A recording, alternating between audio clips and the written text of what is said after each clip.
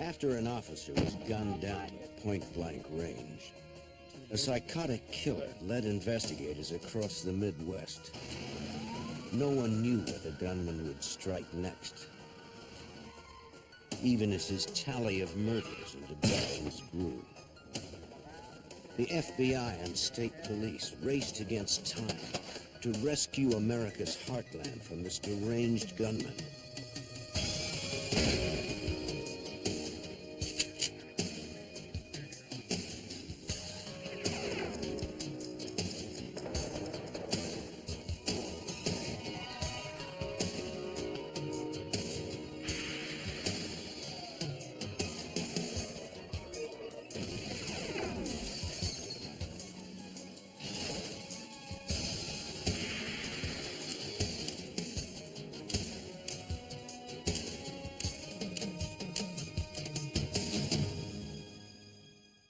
A small town without any crime was turned inside out by the arrival of one dangerous stranger.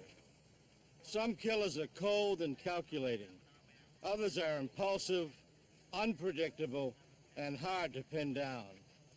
I'm Jim Kallstrom, former head of the FBI's New York office. To flush out this killer required a SWAT team and a profiler who determined he would not surrender without a fight.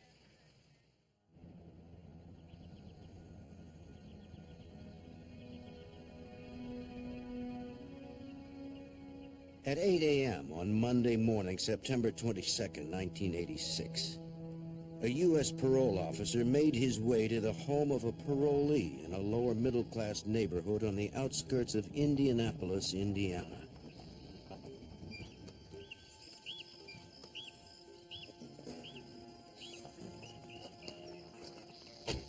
It was a routine visit scheduled a week earlier. U.S. probation officer Thomas Gall needed to get a urine sample from an ex-convict to check for illicit drugs.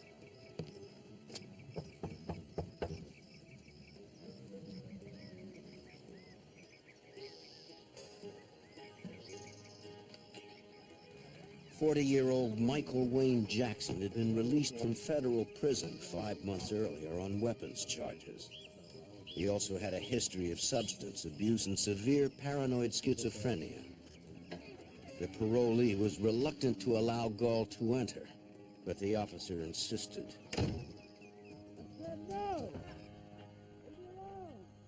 Moments later, a neighbor heard shouting coming from Jackson's house. He saw the officer run out the door. Jackson followed him, firing a sawed-off shotgun into his back.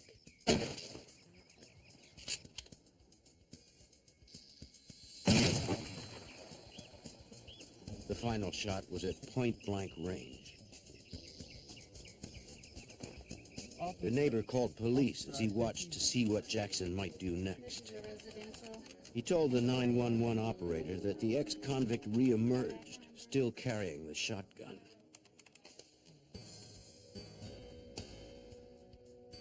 But now he was wearing a dark trench coat and heading for his green pickup truck. Indianapolis police raced to the killer's home, hoping to catch him before he got far.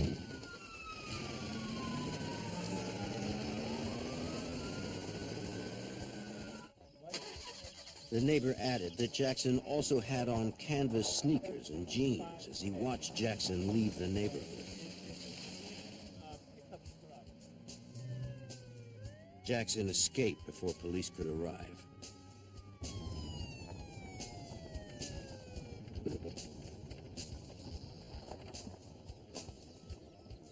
The police called in the FBI since the probation officer was a federal official.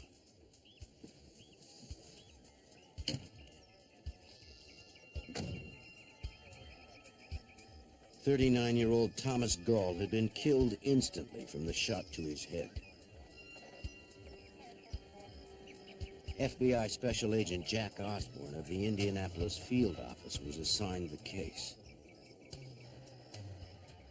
When I arrived at the Jackson residence, the victim was still at that scene. We had dispatched numerous agents, and numerous police were in the area. We were in the process of identifying any witness we had so that they could be spoken to by the police department and also by an agent. The eyewitness who had called 911 described Jackson's behavior as having become increasingly erratic. At what time did you see the offense? The neighbor said he had seen Jackson outside more than once, talking to himself in a loud and agitated manner. Agents called the parole office to learn more about Jackson's background. While he was in prison the previous year, he had been diagnosed as paranoid schizophrenic with antisocial personality, and was to check in through the Indianapolis mental health facility and receive monthly medication for that illness, and they were afraid that he was not taking his medication. Evidence technicians marked the positions of 3 12-gauge shotgun shells found close to the parole officer's body. Thomas Gall had been shot 3 times, the last one proving fatal. On the job for 11 years, the Vietnam veteran was the first federal parole officer killed in the line of duty. Thomas Gall left a young family and many friends. I knew Tom pretty well. I knew his family, knew of his wife, knew that he had 2 kids, knew that he had been in the Marine Corps, had spent a year in Vietnam. We had talked about that a little bit. He was an extremely likable person, was extremely knowledgeable and caring, and it was hard working the case and keeping distance because of that closeness. The inside of Jackson's house was described by officers as unfit for human habitation. Amongst the refuse, searchers discovered the shirt spattered with blood that Jackson wore at the time of the shooting and had since stripped off.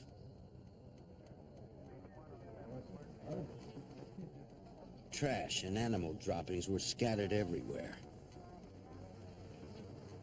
There was no electricity or running water.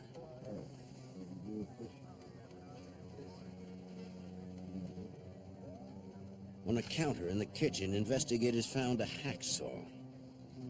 They also discovered a sawed-off stock and barrel of a shotgun, likely from the murder weapon Jackson was presumably still carrying. As investigators were processing the house, an alert came across the police radio. All right, we're on our way. 5 miles away, witnesses had reported another homicide. Just 20 minutes after the parole officer was shot, a second man had been killed at a convenience store by a shotgun blast, and a third man had been abducted.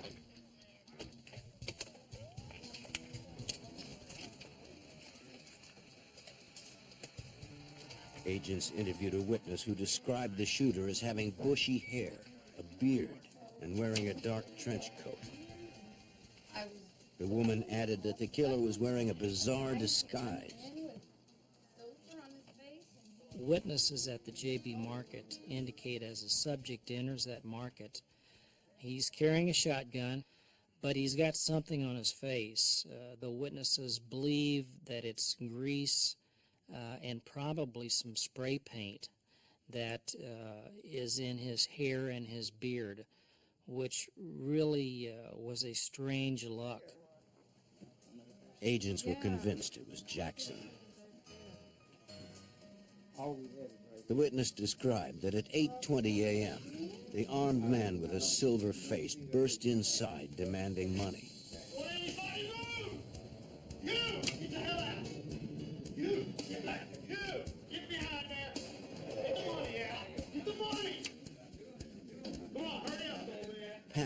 the owner struggled to open the register, but the gunman couldn't wait. Hey, fat boy, get out of here! Not wanting to leave empty-handed, the killer forced a bread delivery man to drive him from the scene in his bread truck.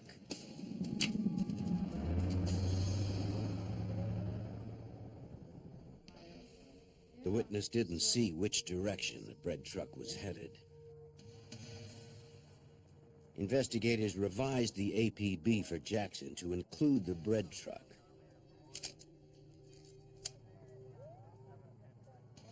Evidence technicians found a 12-gauge shell casing near the cash register, the same gauge and make as those found at the first murder scene.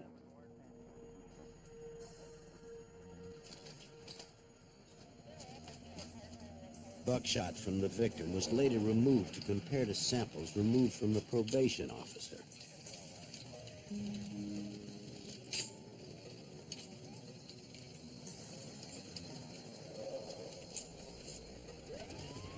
Detectives examined the pickup truck Jackson left behind.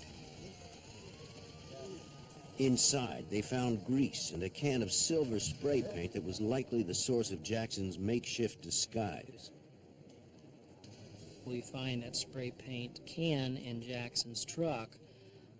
We're not sure why he sprays his face before he goes into the market after he had left his residence. We're surmising that he's trying to hide his identity, and he's doing that in this bizarre manner. 20 minutes later, agents received a call from the bread truck driver. Jackson had released him at the airport, unharmed. But the man told investigators the fugitive was still armed and on the move.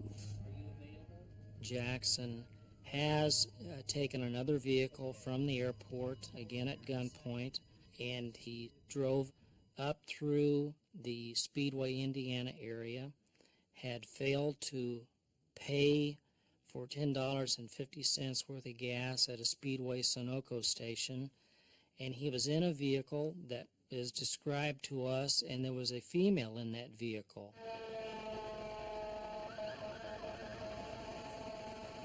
Like the bread man, the woman was released shortly afterwards and called 911. But a second woman was not so lucky. At about 9 a.m., a young mother had returned to her suburban Indianapolis home following a shopping trip.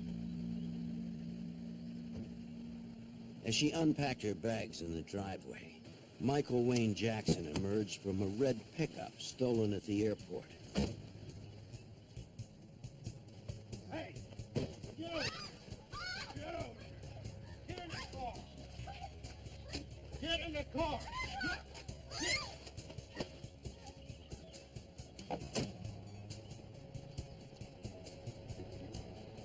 She was Jackson's third hostage in less than an hour. Jackson held her captive for over 60 minutes, driving with a shotgun in his lap.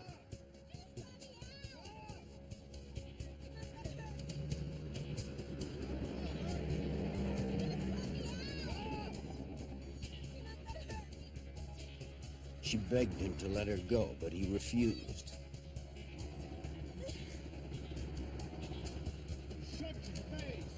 There was no reasoning with the crazed fugitive. She asked him about the disguise on his face, why his face was smeared with grease and oil and had paint on it, and he had no explanation for her, but did tell her that if she didn't comply with what he was telling her to do, that he would kill her. The woman realized she had few options. When the car slowed, she jumped out. Jackson drove over her ankle, but she managed to roll free before she was injured further.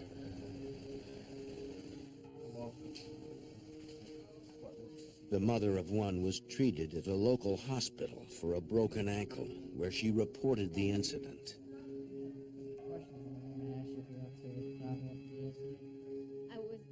She'd escaped her kidnapper in Frankfort, Indiana, 40 miles northwest of Indianapolis.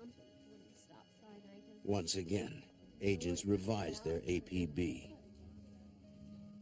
It now included her sedan, last seen traveling north from Frankfurt.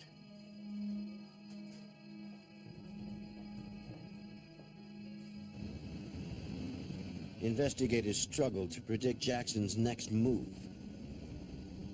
They frantically gathered background information, trying to gain an edge. Mike Jackson had a very extensive criminal background. In 1985 in Indianapolis, he was arrested and charged federally where he had homemade bomb devices in his vehicle and a homemade shotgun.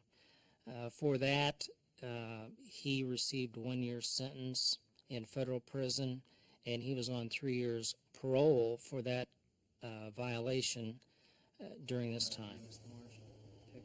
Jackson had also been in and out of mental institutions much of his life.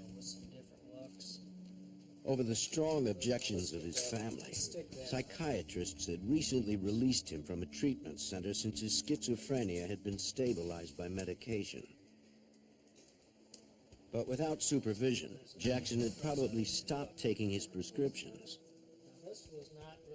And after 2 killings and 3 abductions in less than 2 hours, no one knew where Jackson was now.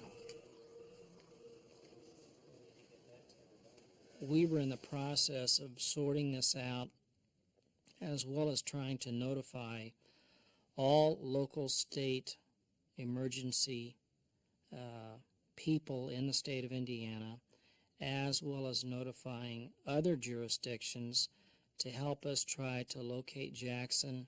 We knew what vehicle he last possessed in Frankfort, Indiana, and we hoped he was still in that vehicle and was not going to cause anyone else any harm anytime soon.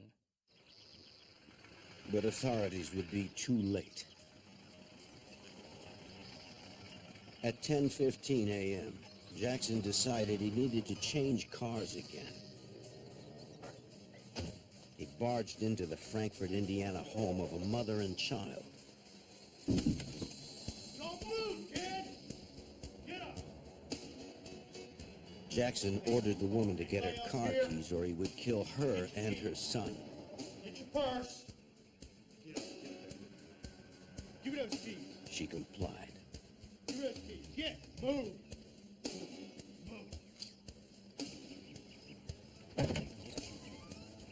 Get your kid in the car! In less than 2 hours, Jackson had kidnapped his 4th and 5th victims. Go! Go! The killer was becoming bolder and more aggressive.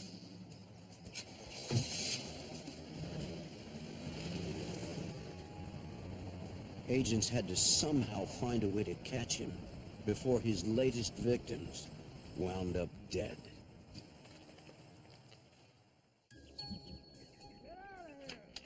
By 10:30 a.m. on September 22nd, 1986, 40-year-old Michael Wayne Jackson had murdered his parole officer and a grocery store clerk, then carjacked 5 other people, all in less than 2.5 hours.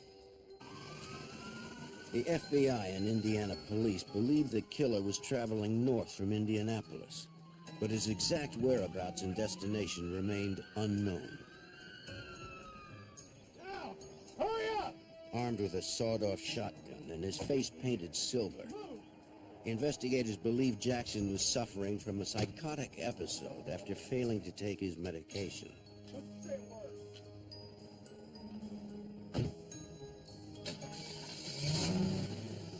The fugitive was last seen in Frankfort, Indiana, where he had abducted a mother and child from their home.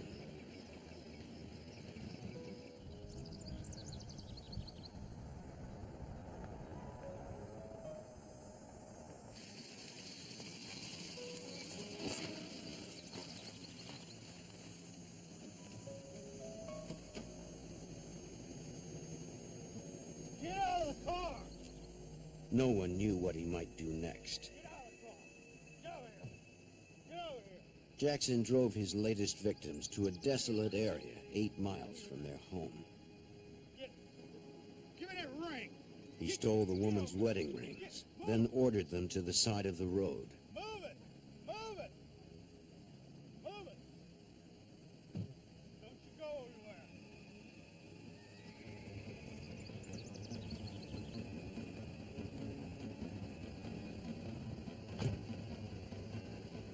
Though the woman and her child survived unharmed, it was 20 minutes to the nearest phone before she could report the killer's last known whereabouts. At the FBI office in Indianapolis, 3 hours after Jackson's crime spree had begun, Special Agent Jack Osborne issued a federal murder warrant for the fugitive. But with so little information on his exact location, it would be difficult to prevent Jackson from striking again. Up northwest of Indianapolis at Frankfurt. So that's our last spot. So we now had Jackson leaving or driving away from the Frankfurt, Indiana area, but really had no idea where he was headed, how he was going to get there, what route he was going to take, or if he might grab somebody else in the next few hours. So this is our 5th location. Since Jackson's pattern of travel and crime was so random, agents expanded the search and alerted all FBI field offices in a 750-mile radius, which included Cleveland, Chicago, and St. Louis. Let all of our offices know if we can get something out statewide, too, to all law enforcement agencies, particularly along Interstate 65 maybe. They also contacted the fugitive's mother in Jackson, Mississippi, but she had no idea where her son might be headed. Frankfurt area. Investigators kept the media informed, too. By noon, Michael Wayne Jackson's photo was on every news program in the Indianapolis area. 6 hours later, the fugitive surfaced close to St. Louis. He had traveled 300 miles southwest to nearby O'Fallon, Missouri. Local officers received reports from 2 residents who had been carjacked by a silver-faced man with a shotgun. A description of their car with Missouri plates was added to the list of stolen vehicles as Jackson's most recent. It's about a 5-hour drive from Indianapolis to St. Louis. So in the early evening of Monday, the 22nd of September, local and state law enforcement in Missouri, after they had received our APBs, are notifying the police department and our office that they believed Jackson to be in that area because he had attempted a kidnapping and a vehicle theft of a couple different people in that area. On a rural road later that afternoon, a third O'Fallon resident was on his way home from work when he spotted his wife's car with a suspect at the wheel. The man was unaware that Jackson had killed 2 others that same day.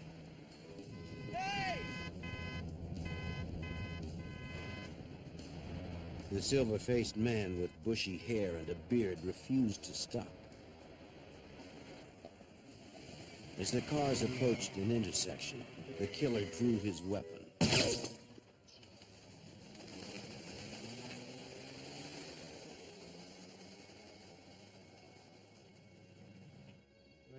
At 7 p.m. that evening, the man reported that the shooter only hit the front of his car. He had returned home after the shooting to discover that his wife and father-in-law had been assaulted by the fugitive, but not seriously injured. Authorities now added the stolen blue sedan and its license plate to the APB for Jackson. It was the 7th vehicle carjacked in less than 12 hours. We were glad to hear, I think, that we knew where he was.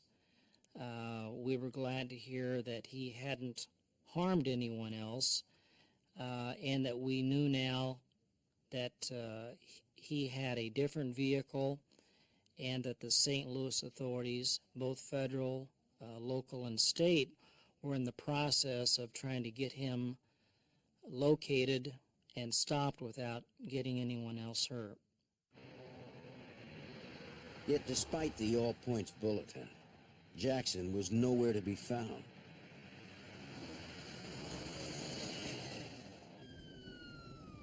Missouri State Highway Patrol officers responded to an accident near I-70 in O'Fallon, close to where the fugitive was last seen. A car had careened into a tree. The driver was pronounced dead at the scene. Given the darkness of the night, officers could not determine the extent of the man's injuries. Suspicious of the circumstances, the man's family ordered an autopsy. The medical examiner determined that the man had been shot in the head at close range through the driver's window with a 12-gauge shotgun.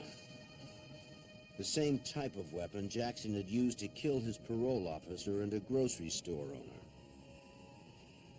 Examiners sent the buckshot to the Indiana State Police Lab so it could be compared to the others. It would take several days to learn the results. Area patrols stepped up surveillance in search of the armed fugitive.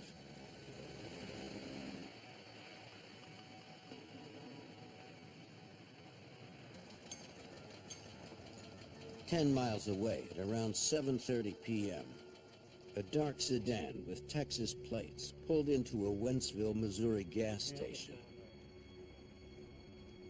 Jackson had carjacked his 8th vehicle and took its driver hostage. The attendant was unaware of the manhunt and didn't know what to make of the man with a silver face. $10, please. When the fugitive paid for the gas, the attendant noticed a shotgun in his lap and blood on his hands. Thank you.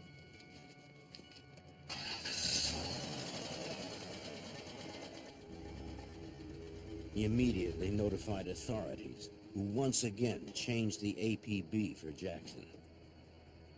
It now included the sedan with Texas plates. State and local officers rushed to the Wentzville area near Interstate 70.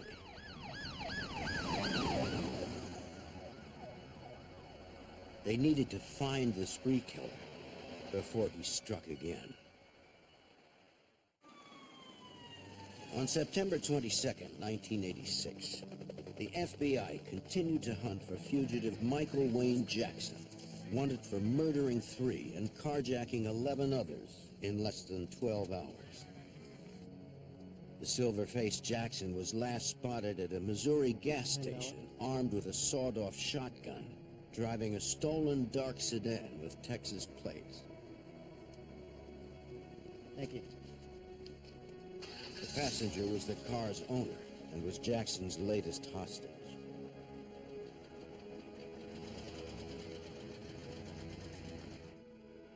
It was impossible for authorities to know where Jackson might be headed, since his behavior had been so erratic after he stopped taking his antipsychotic medication. Wright City, Missouri police canvassed the interstate and local roads.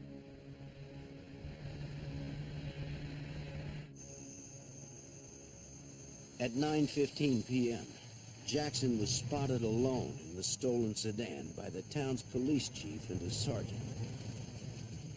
Jackson seemed uncertain of what to do next. The chief radioed for reinforcements.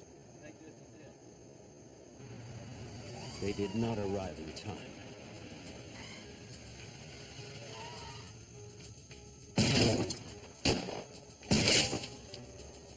The sergeant was struck in the head.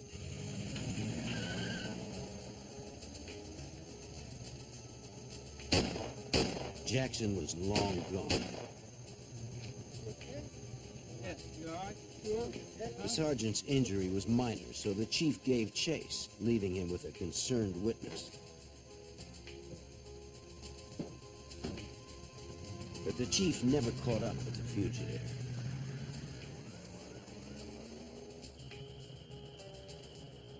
"5 miles away, a pair of Missouri State Highway Patrol officers sighted the stolen sedan, abandoned on an interstate median.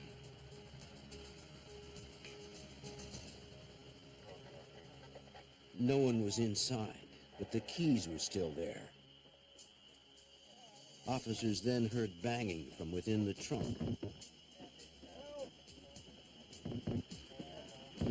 Cover it.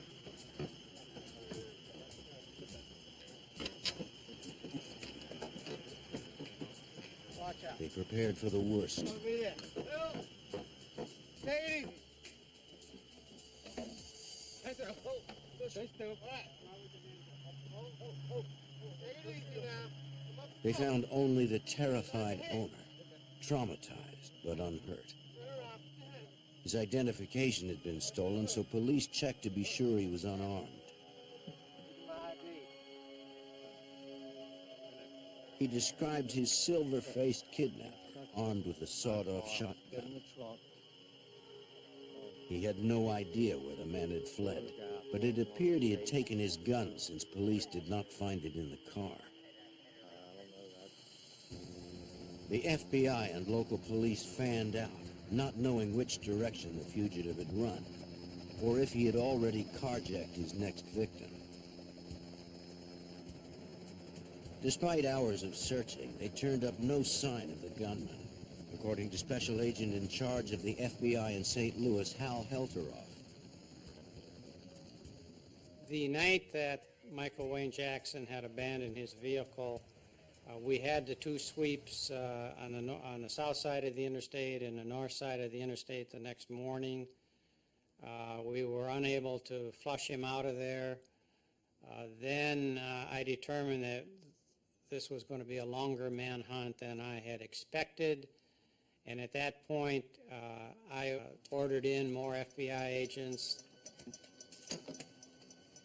State and federal agents examined Jackson's last stolen vehicle. They noted the driver's side door had been pierced during the shootout with police. Since they did not find the slug, it appeared likely that Jackson had been hit in the ribs.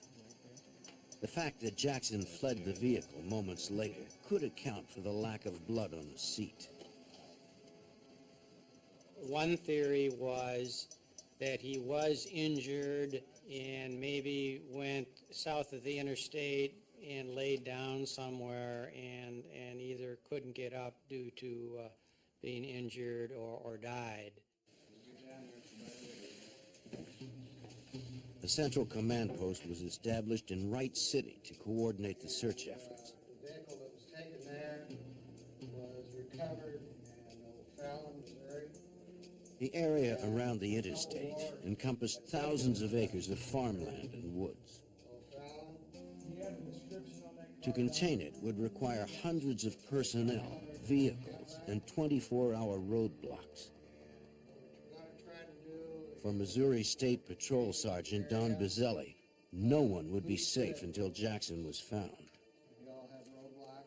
Information that we obtained from the Bureau about the background on Jackson made us more concerned for the safety of the citizens in Wright City and for the safety of our officers.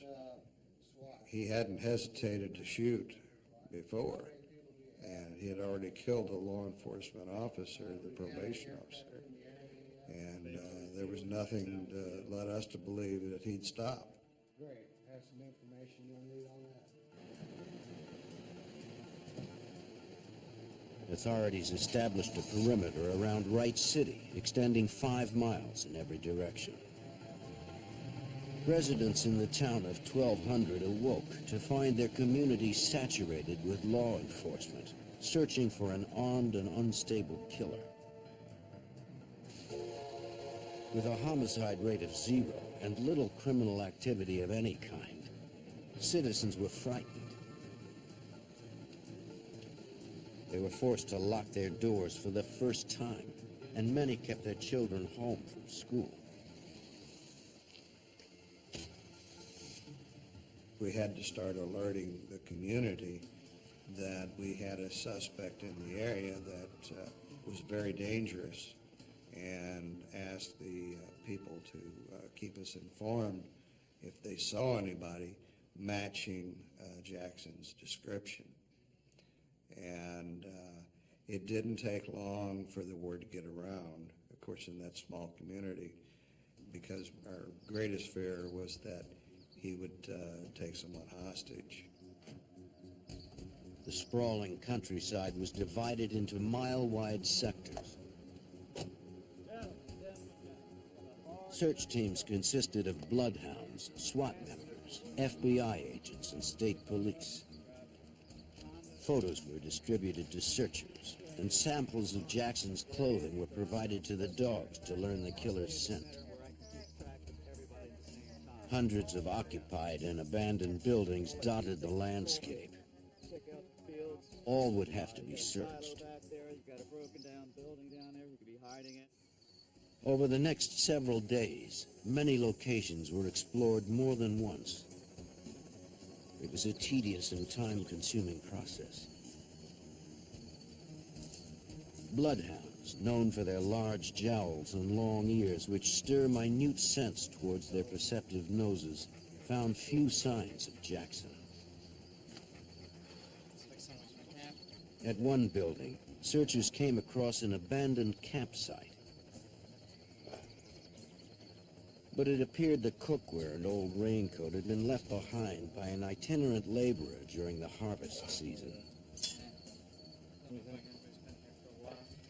Despite a week of searching, the teams found no evidence of Jackson's whereabouts.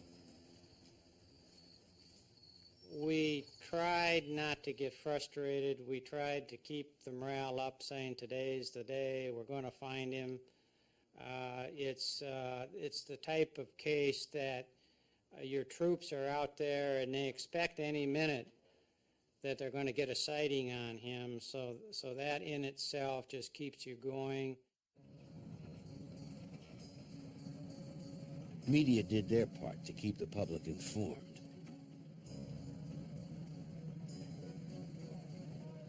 While the FBI and State Highway Patrol maintained 24-hour checkpoints on the 27 miles of roadways into and out of the Wright City area, they stopped each car that came through.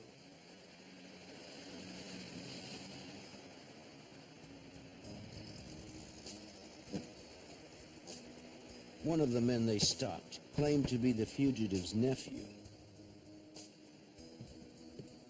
He said he had heard about the search and he wanted to help. He told them his uncle could survive on his own in the woods, and that it was possible that Jackson could be wearing body armor since he owned some. This might explain how Jackson survived a policeman's bullet that had likely hit his ribs.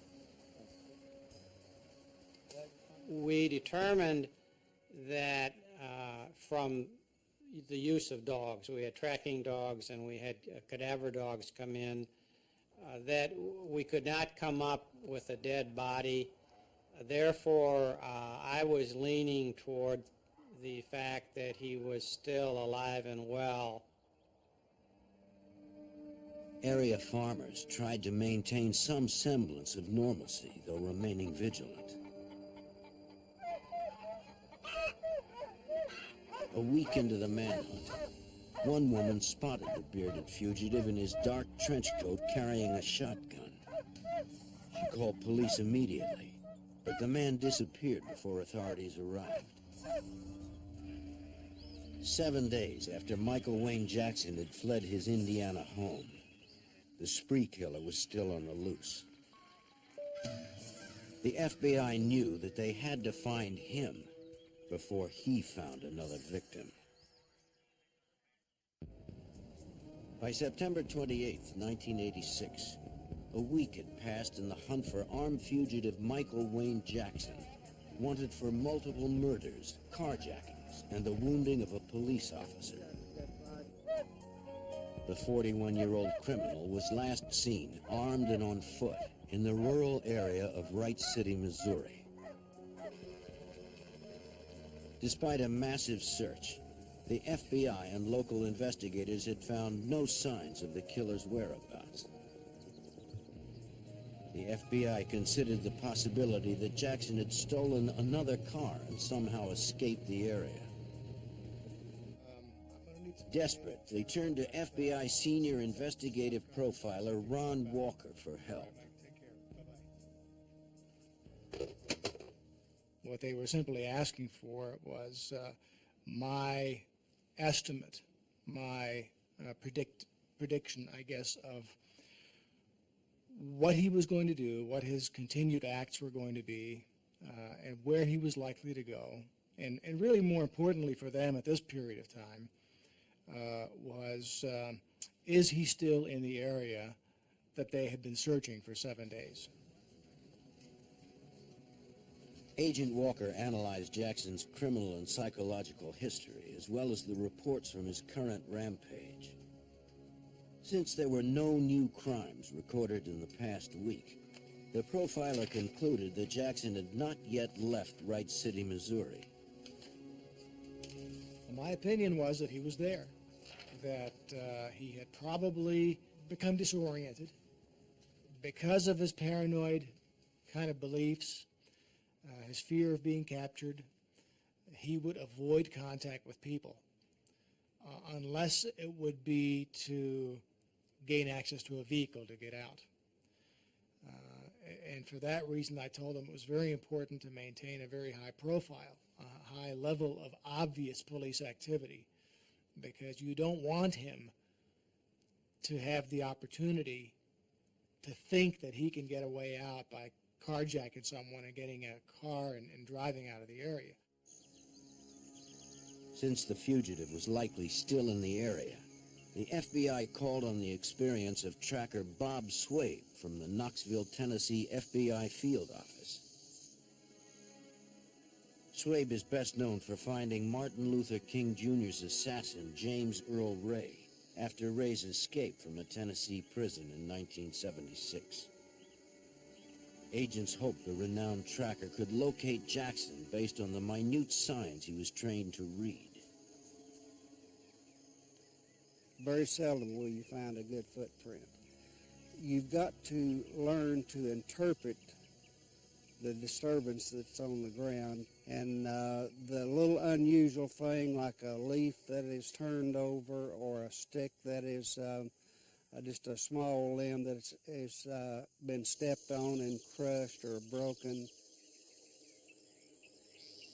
From decades of experience, Swabe can discern the difference between animal and human tracks through the depth of their imprint, the height at which branches or grass are disturbed around them, and their surface temperature.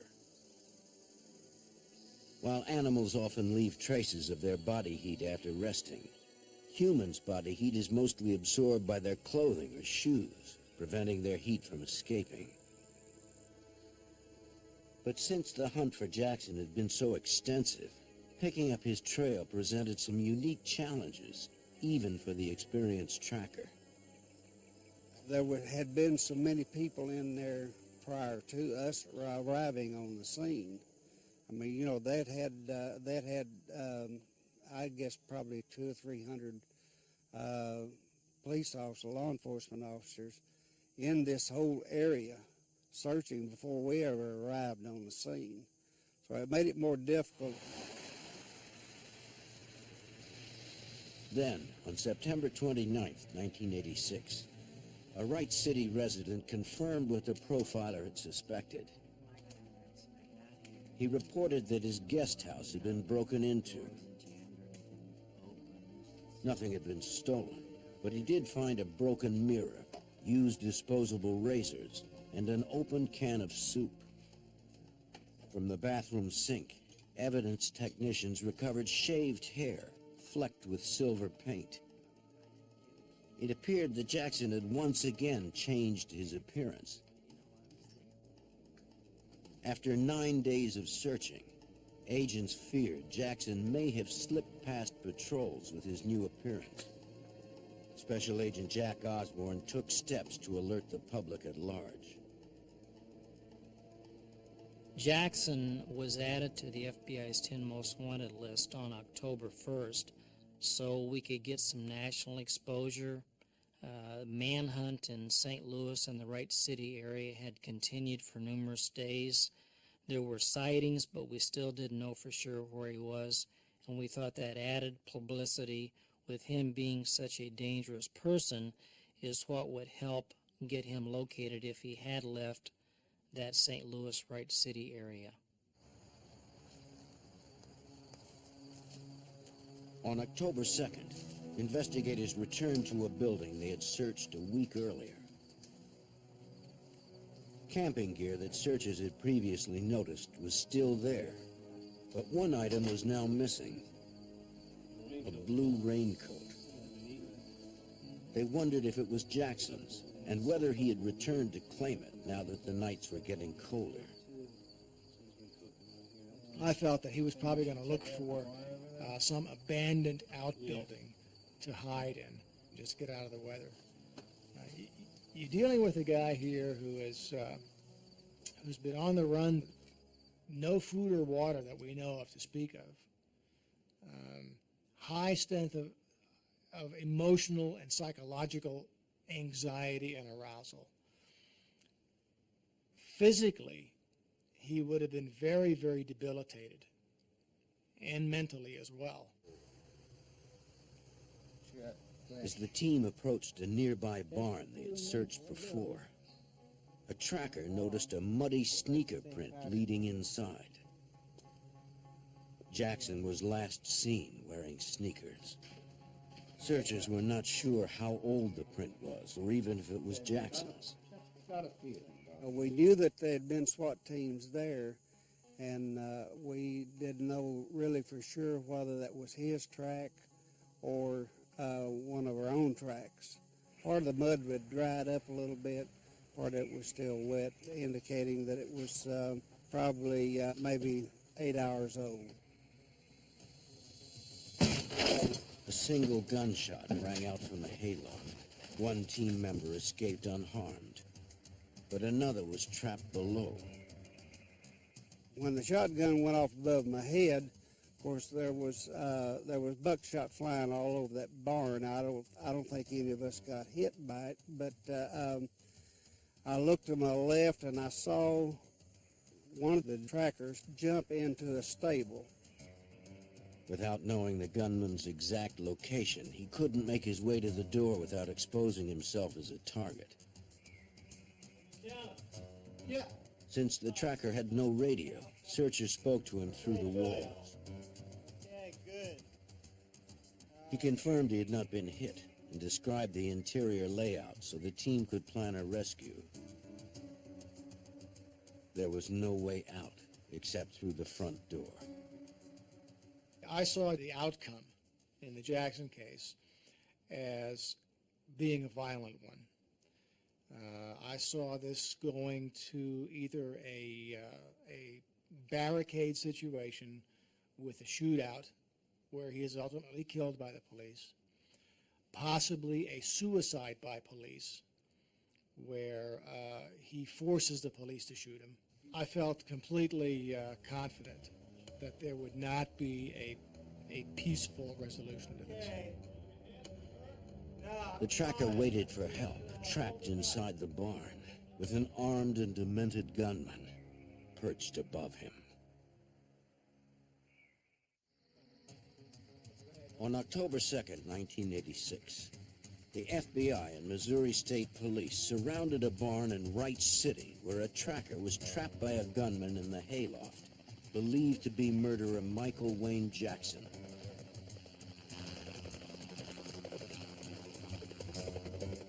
As a chopper surveilled the barn from above, SWAT members took positions around the perimeter. The sharpshooter provided cover fire, hoping to distract the gunman long enough for the tracker to escape through the front door.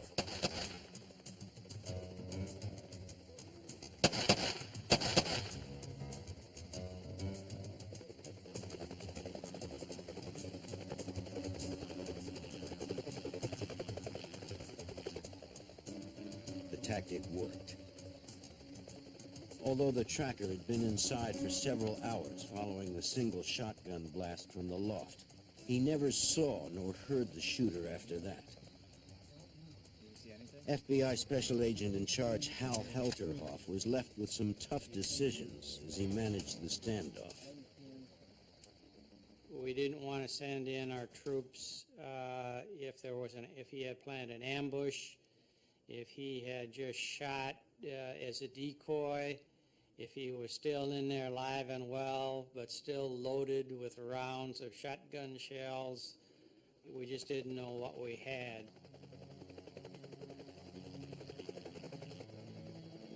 The barn's owner provided agents with a detailed sketch of the interior.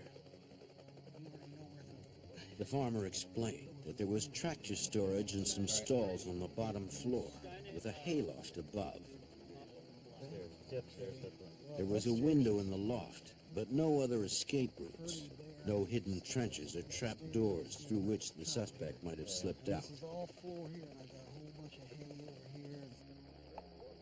Michael Wayne Jackson. Agents attempted to make contact with the fugitive. Come out, your hand on your head, and you will not be hurt. They received no answer. And after working so hard all those days, we didn't want to make an incorrect move and have one of our agents or officers or troopers injured at the last minute when it was unnecessary. So it was a very, very disciplined, well-organized effort.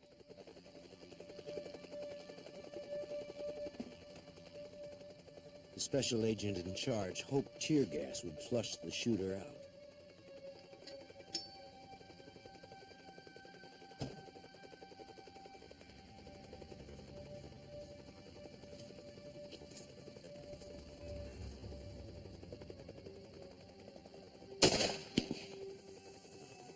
They fired non-flammable tear gas canisters into the loft.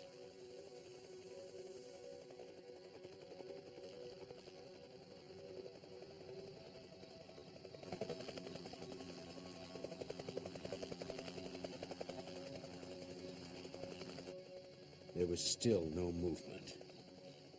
It's so dark, and we were trying to determine, should we have our tactical move, our assault? Should we wait till the next morning or wait till dawn where it's daylight? Again, we went 11 days. What's a few more hours when we know whoever's in there is trapped? And we had a weather advisement that a violent storm was going to be moving in around midnight. So the state police and I decided, let's go now.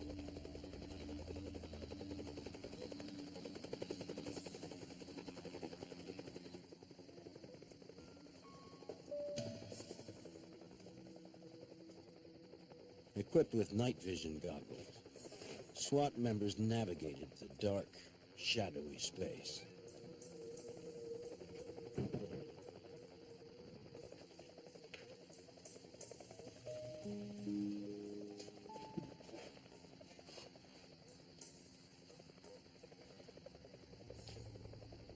A pair of agents provided cover while their partners searched the lower level.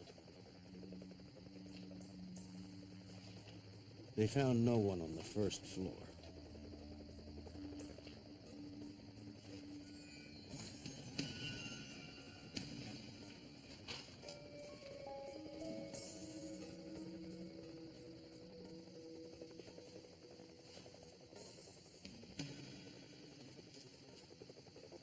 They had no way to know if the killer was lying in wait, or if he was still there at all.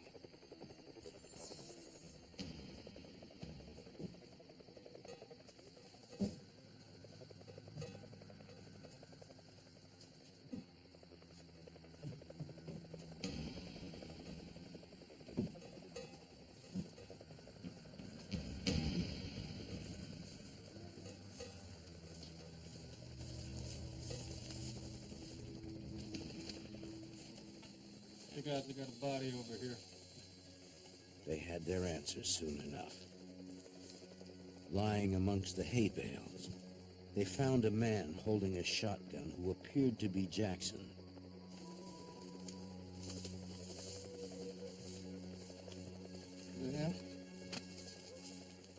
He was dead, killed by the single shot he had fired hours earlier into his own head.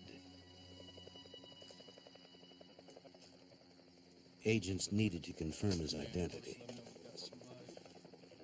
They said, let's take his fingerprints, and we had an FBI agent, expert fingerprint examiner, on the scene with the known prints of Michael Wayne Jackson, and he took his fingerprints, and then we waited while he did his assessment, and finally he announced that it's definitely a match.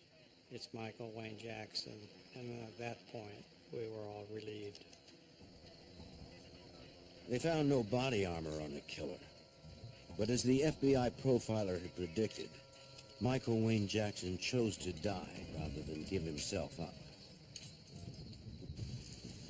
11 days after Michael Wayne Jackson killed his parole officer and began his crime spree, the town of Wright City, Missouri was able to feel safe again. It could have ended much worse, according to Missouri State Patrol Sergeant Don Bazzelli. I was relieved for the people that no one else was going to get hurt. That was my main concern. No one else in that community would have to worry about Michael Wayne Jackson anymore. Through the sacrifice of Thomas Gall, probation officers now have the option of carrying protective sidearms. FBI Special Agent Jack Osborne was close to Gall and his family and continues to mourn the loss. As a law enforcement officer, I think a little bit of you dies when people close to you suffer. Tom was close to me personally. Tom was a friend. He was not only a friend to me personally, but he was a friend to our office. Our office knew him, and we worked very closely with him in the Federal Probation Parole Office. For giving up his life in the line of duty, the Indianapolis U.S. Probation Office was renamed in Thomas Gall's memory.